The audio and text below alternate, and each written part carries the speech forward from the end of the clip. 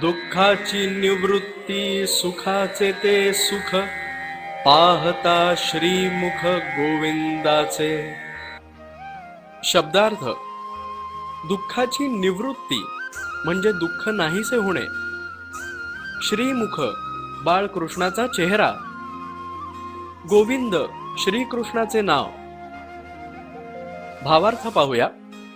बाळकृष्णाच्या रूपावर भुललेल्या गोपींची मनोवस्था कशी होते याचे वर्णन करताना संत नामदेव म्हणतात, बाळकृष्ण गोविंदाचा गोड चेहरा पाहताना दुःखाचा विसर पडतो, दुःख नाहीसे होते आणि मनाला खूप सुख वाटते, मनाला परमानंद होतो. रंगणी रांगत गुलगुल बोलत, असुर रुळत चरणांतळी.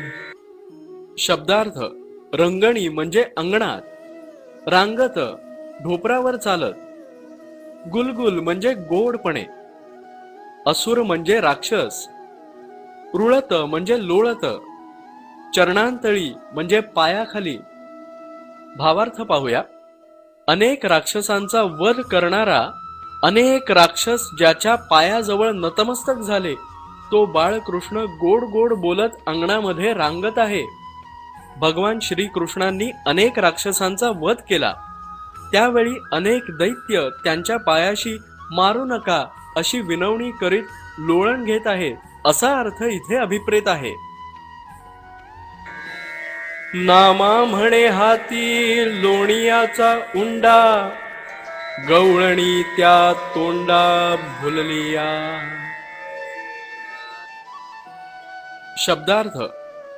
लोणियाचा उंडा म्हणजे लोण्याचा गोळा, गवळणी म्हणजे गोपी, तोंडा म्हणजे चेहऱ्याला, भुललिया भुरळ पडली.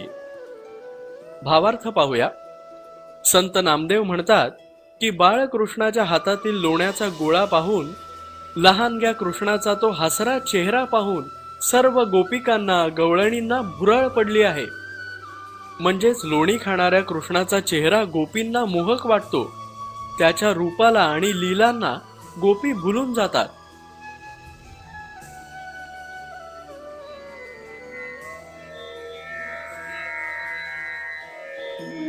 दुःखाची निवृत्ती सुखाचे ते सुख, पाहता श्रीमुख गोविंदाचे.